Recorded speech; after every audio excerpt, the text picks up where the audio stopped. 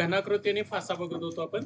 घनाकृतीमध्ये आपल्याला काय बघायला मिळतात किंवा फाश्यामध्ये आपल्याला काय बघायला मिळतात? मानक फासा एक मिळतो आणि साधा फासा. त्याच्यामध्ये मानक फाश्यामध्ये काय असतं रे? विरुद्ध पृष्ठ अंकांची बेरीज काय असते? 7च येते. आणि साध्या फाश्यामध्ये मात्र 1च्या विरोधात, 2च्या विरोधात कुठला पण अंक, कुठला पण अक्षर, कुठलं पण काय असू शकतं? चिन्ह असू शकतं. फाश्याचे 2 प्रकार आपल्याला बघायला मिळतात. एक म्हणजे कोणता? उघडा फासा आणि बंदिस्त फासा. मग आपण त्याच्यामध्ये बंदिस्त फाश्याचे वेगवेगळे नियम बघितले. एकही अंक समान नसेल तर काय नियम येतो? वरच्या पृष्ठाचा वरच्या पृष्ठाशी काय असेल तो विरुद्ध असतो. साईडच्या पृष्ठाला साईडचा पृष्ठ विरुद्ध असतो. म्हणजे उजव्या बाजूचा उजव्या बाजूला आणि समोरचा समोर, असे आपल्याला विरुद्ध अंक मिळतात. त्याच्यानंतर बघा आपण काय बघितलं? 2 अंक समान असतील तर काय होतं? 2 अंक समान असतील तर तिसरा अंक काय असतो? एकमेकांच्या विरुद्ध आपल्याला बघायला मिळतो. आणि त्यानंतर मग त्या 2 अंकांच्या विरोधात राहिलेले अंक आपण विचारात घेतो. म्हणजे उदाहरणार्थ आता 2 आणि 3च्या विरोधात कोण असू शकतं? 4 आणि 6. मग जर 2च्या विरोधात 4 घेतलं तर 3च्या विरोधात काय येणार? 6. 2च्या विरोधात 6 घेतलं तर 3च्या विरोधात काय येणार? 4. त्यानंतर आपण केस तिसरी बघितली. केस तिसरीमध्ये आपण काय करतो? तर घड्याळाच्या दिशेत किंवा घड्याळाच्या विरुद्ध दिशेमध्ये म्हणजे एकच अंक समान असेल तर त्या अंकापासून सुरुवात करायची. मग तुम्हाला विरुद्ध अंक मिळतात आणि मग राहिलेला अंक तुमचा काय असतो? त्या समान अंकाच्या विरोधात असतो. हे आपण बघितलं. आता त्याचे एक्झाम्पल.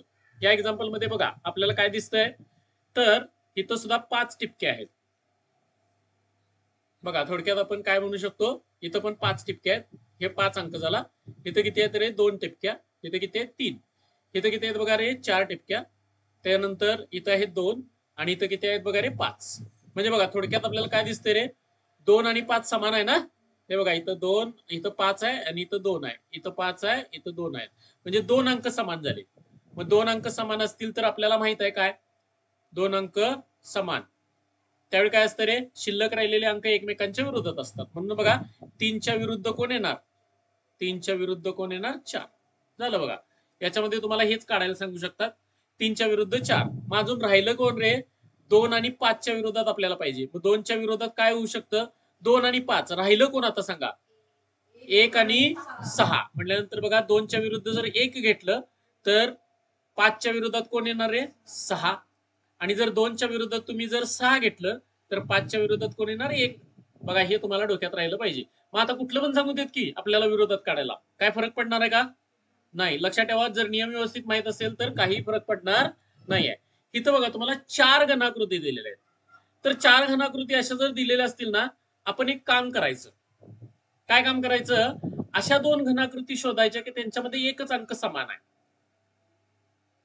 आता बघा ह्याच्यात आणि ह्याच्यात जर बघितलं तर 2 आणि 3 समान आहे का? म्हणजे त्याचा विचार करायचा नाही.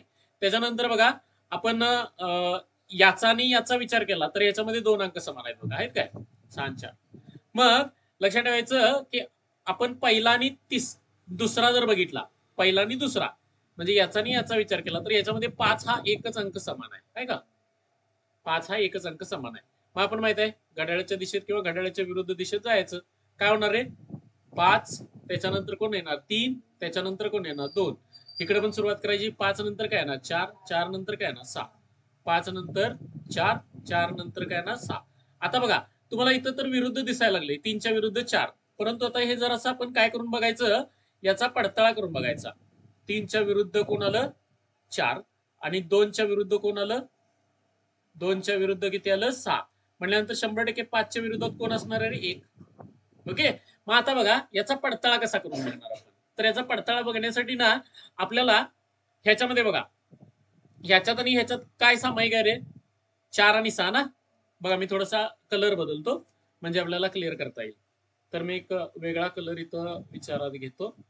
ठीक आहे. हा, तर इथं बघा 6 आणि 4 आहे का?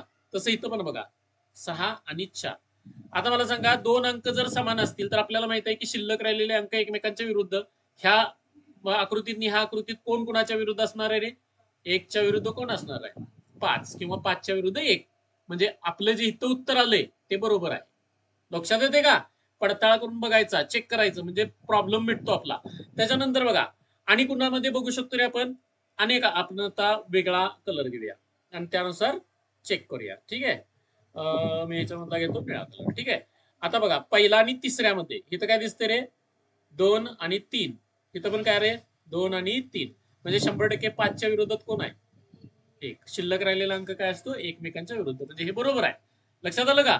म्हणजे त्याच्यानंतर बघा मग तुमचे 3 आणि 4 हे बरोबरच असणार आहेत. त्यामुळे काय संबंध नाही. निदान एक गोष्ट पडताळा करून सगळ्यांच्या मध्ये येते का हे बघून घ्यायचं. एक गोष्ट पडताळा करून सगळ्यांच्या मध्ये येते का. त्याच्यानंतर बघा तुम्ही ह्याच्यात आणि ह्याच्यात जर विचार केला तर एक पण गोष्ट एक सामायिक आहे बघा. आहे का? आहे का? तर काय मिळेल बघा आपल्याला. परत इथं आपण जरा रंग बदलूया.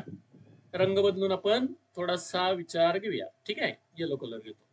तर इथं बघा हा एक आहे. आहे का? तसाच इथं पण एक आहे. आपण काय करायचं? घड्याळाच्या दिशेत जायचं इकडं आणि इथं सांगा कोणते कोणते अंक येणार रे? 1, 2 आणि 3 आणि इथनं पण सुरुवात करा. 1, 6 आणि 4. मला सांगा 2च्या विरुद्ध कोण आलं रे? 6. आहे का? 2च्या विरुद्ध काय? 6 आणि ते आपलं इथं आहे बघा. 2च्या विरुद्ध 6 आणि 3च्या विरुद्ध कोण आहे? 4. इथं आहे बघा. 3च्या विरुद्ध 4. मग 1च्या विरुद्ध कोण असणार आहे रे? 5. हे इथं आपल्याला बघायला मिळते. म्हणजेच आपण जे केलंय ते बरोबर आहे. म्हणून लक्षात ठेवायचं असे 4-5 आकृत्या दिल्या गडबडून जायची गरज नाही. काय लक्षात ठेवायचं? काय लक्षात ठेवायचं? त्यातल्या अशा 2 आकृत्या शोधा की त्यांच्यामध्ये एकच अंक समान आहे. मग कुठलं पण शोधा. आता इथं बघा ह्याच्यात आणि ह्याच्यात पण एकच अंक समान आहे. याच्यात आणि याच्यात सुद्धा एकच अंक समान आहे. म्हणून कुठली पण आकृती चालते. काय प्रश्न नाही. ओके. बघा या पद्धतीने आपण सोडवू शकतो. त्यानंतर इथं बघा 3 आकृत्या दिल्यात आणि 3 आकृतीमध्ये पण तीच गोष्ट करायची. काय वेगळं करायचं नाही.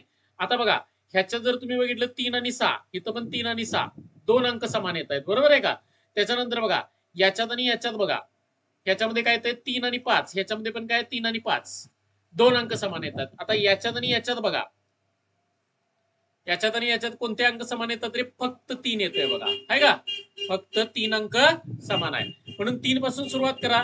3 नंतर काय येणार? 2. 2 नंतर काय येणार? 6. सेम प्रोसेस इकडे पण करायची. 3 नंतर 5. 5 नंतर काय येणार? 4. सांगा आता काय मिळणार? 3 नंतर किती आलं? 2. 2 नंतर किती येणार? 6. बरोबर. आणि त्याच्यानंतर काय येणार? 3 नंतर 5. 5 नंतर किती येणार? 4. मग झालं आपलं विरुद्ध मिळाले. 2च्या विरुद्ध काय येणार? 5 आणि 6च्या विरुद्ध 4. मग राहिलं कोण आता? 3च्या विरुद्ध 1. मग आपल्याला कोणतं पण विचारू द्या. कारण का प्रश्नांमध्ये काय असं सगळं विचारणार नाहीत. प्रश्नामध्ये काय विचारणार ते तुम्हाला? तर प्रश्नामध्ये लक्षात घ्या इथं असं विचारतील 3च्या विरुद्ध किती? 3च्या विरुद्ध किती? असा प्रश्न विचारणार. मग आपण बघा सगळंच काढलंय म्हटल्यानंतर आपला प्रश्नच भेटतो. 3च्या विरुद्ध काय येणार? 1. लक्षात आलं का?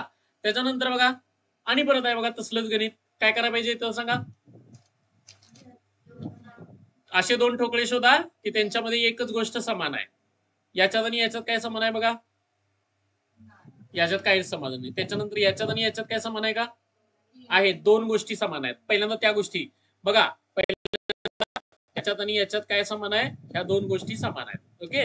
म्हटल्यानंतर काय येणार रे? 6च्या विरुद्ध कोण येणार? 6च्या विरुद्ध आपल्याला काय मिळेल? 1. हे इथं बाजूला लिहून टाका. 6च्या विरुद्ध 1. सॉरी 6च्या विरुद्ध 1. ओके.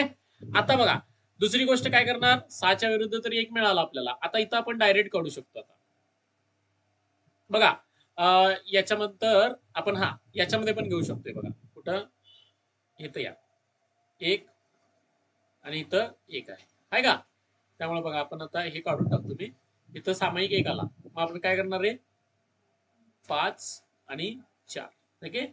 1 5 4. पुढं काय येणार रे? इथनं सुरुवात करा. 1 3 2. 1 3 2. काय मिळणार आपल्याला? 5च्या विरुद्ध 3. 5च्या विरुद्ध 3. आणि 4च्या विरुद्ध 2. आणि 6च्या विरुद्ध काय येणार? संपला विषय. बघा आपल्याला मग कोणतं पण याच्यामध्ये प्रश्न विचारले आपल्याला त्याच्याशी जास्त प्रॉब्लेम येणार नाहीत. इथपर्यंत लक्षात आलं का? हे काय काय आपण बघितलं तर वेगवेगळ्या प्रकारचे फासे आपण विचारात घेतले आणि त्याच्यामध्ये या पद्धतीच्या गोष्टी आपल्याला बघायला मिळतात. आपण पुढलं बघणार आहोत ते म्हणजे कोणतं? ओपन डायस. ओपन डायस आपल्याला बघायचं आहे म्हणजे उघडा फासा आपल्याला बघायचा आहे. पहिल्यांदा ही गणितं घेऊन टाका.